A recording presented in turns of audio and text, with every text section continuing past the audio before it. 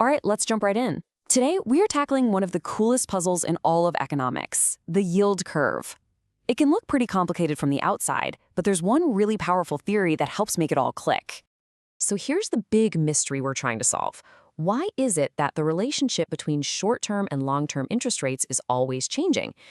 Sometimes you get a higher rate for a long-term loan, and sometimes it's the other way around. What's going on here? Okay, so with any good mystery, the first thing you have to do is look at the clues. And in this case, the clues are the three main shapes the yield curve can take. And here they are. You've got your normal upward sloping curve, you've got a flat one, and then you have the one that always gets people talking, the inverted or downward sloping curve. Now, what's so amazing is that a single economic theory, the liquidity preference theory, gives us a really compelling explanation for all three of these shapes. To really get why the curve morphs like this, we've got to start with one fundamental concept. Seriously, this one idea is the key that unlocks the whole thing. The theory's big assumption is that financial assets are imperfect substitutes.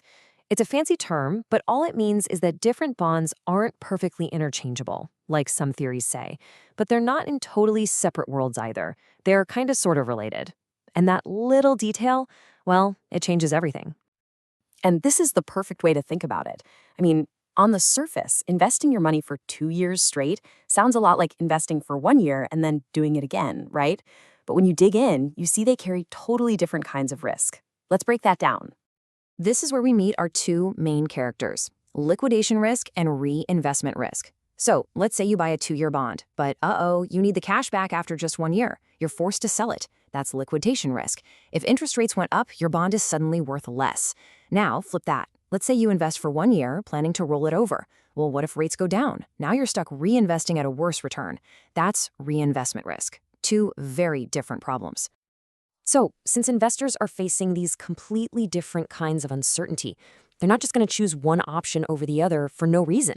They need an incentive, right? They demand to be paid for taking on that risk. And that payment, that's what we call a premium. So the first one is the liquidity premium. This is pretty straightforward. It's the extra bit of return that investors want to lock up their money in a long-term asset. It's their compensation for facing that liquidation risk we just talked about, the danger of having to sell early at a loss. This quote just nails it.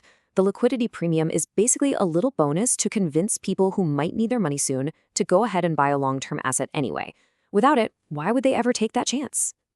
But wait, there's the other side of the coin. What about the investors who have long-term goals? They're worried about reinvestment risk, that rates might fall. To get them to buy short-term assets, they demand what's called a solidity premium. So you see, it's like a tug of war. The liquidity premium is trying to pull long-term rates up, while the solidity premium is trying to push short-term rates up. It all comes down to what kind of risk investors in the market are more worried about at any given moment. All right, we've got all the pieces of our puzzle. We have the idea of imperfect substitutes, and we have our two competing premiums, liquidity and solidity. With just these tools, we can finally solve the mystery of the three yield curve shapes. And boom, here it is. This is the big reveal. When the market as a whole is more worried about having cash on hand, when they prefer liquidity, they demand a big liquidity premium. That pushes long-term rates higher than short-term rates, and we get our normal upward sloping curve. Now, if investors are kind of indifferent, the premiums basically cancel each other out and the curve goes flat. But, and this is the wild one, if the biggest fear in the market is reinvestment risk, then investors demand a solidity premium. That pushes short-term rates above long-term rates. And just like that, you get an inverted curve. Mystery solved. So the most important thing to take away is this. The yield curve isn't just some boring graph of interest rates. It's actually a snapshot of the market's collective mood. It's telling us whether, on the whole, investors are more scared of tying their money up for too long or of not getting a good return down the road. Now, as neat and tidy as this theory is, it's important to remember that it's just a model.